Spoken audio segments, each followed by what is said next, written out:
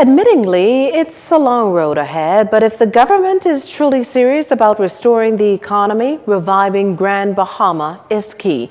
And the Prime Minister last night gave renewed hope that plans are in the works to make this happen. JCN's Amajal Knowles has the story. The government has its eyes set on reviving a multi-billion-dollar abandoned property development in Grand Bahama. In his first televised address to the nation this year, Prime Minister Dr. Ewan Minnis on Monday announced that his government recently received an application in relation to West and Grand Bahama for the Grand Palm Beach property. In 2008, the previous developer went into foreclosure, and the government has now been advised that Grand Palm Beach Acquisitions Limited has entered into a purchase and sale agreement for the purchase of a large-scale resort known as Gin-Sur-Mer in the west end of Grand Bahama. Grand Beach Acquisitions Limited will construct, repair, revitalize, develop, and operate 246 rooms in 3 hotels, a banquet facility, 116 branded hotel residences, 1,000 other residences, a hotel casino site, approximately 150,000 square feet of shops and restaurants, a spa and wellness retreat, 2 marinas, a 18-hole golf course, including driving range, an IFR-rated airport, a resort hospitality training academy, and an organic farm. The property, to be known as Bahama Bay, will be developed in 9 phases over a 10-year period with a projected expenditure of $2.5 billion. The application is now before the National Economic Council to approve in principle and to authorize the relevant government agencies to negotiate a heads of agreement on an expeditious basis.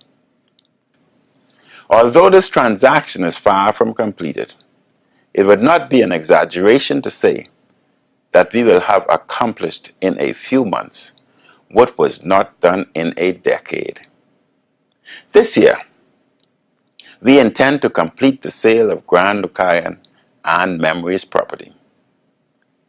After they are reopened, the economy of Grand Bahama will improve significantly, including with a tremendous increase in employment and related business and economic opportunities.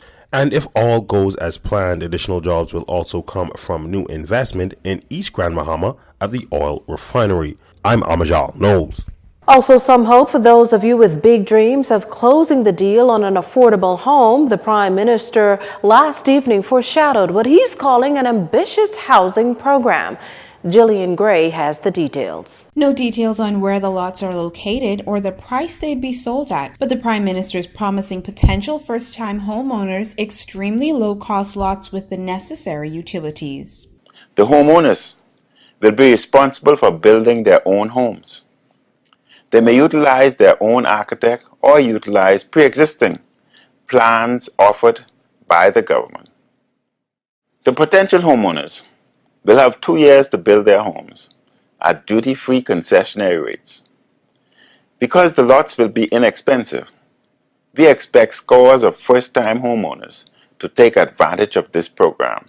Now, the Prime Minister seems pretty confident that extending the program to the Family Islands will spur the entrepreneurial development of bed and breakfast properties. This new program will decrease opportunities for corruption by public officials.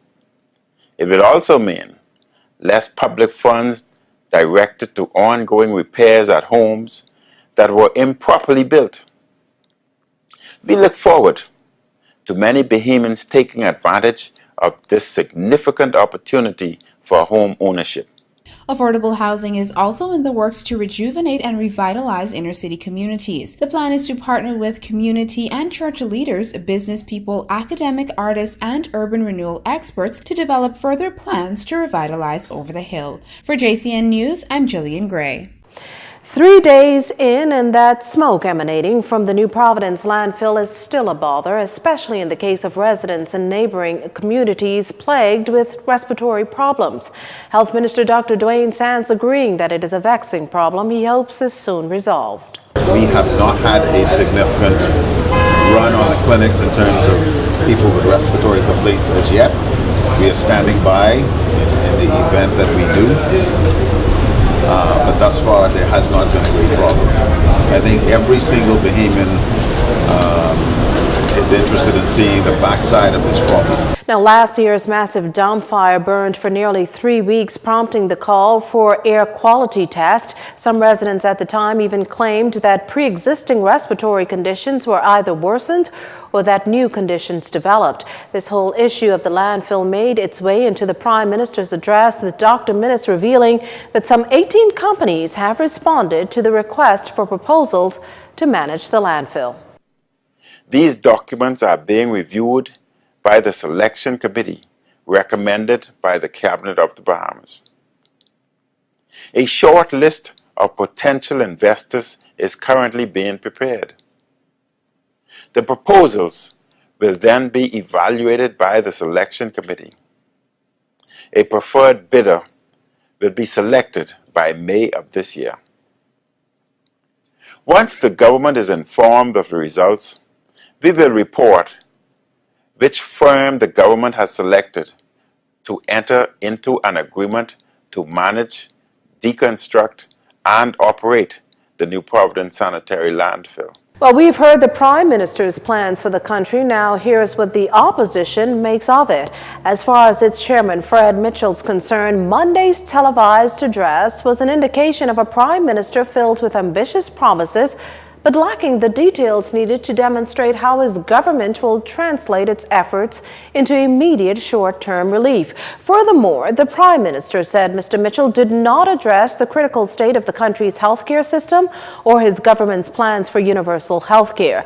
And despite the Prime Minister's projections to turn Grand Bahama's lagging economy around, the PLP senator says there was precious little in the speech on immediate relief for that island and nothing for other islands. All in all, Mr. Mitchell says the speech offered up nothing new. You're watching JCN News. Stay with us. This segment of the news was brought to you by Alive.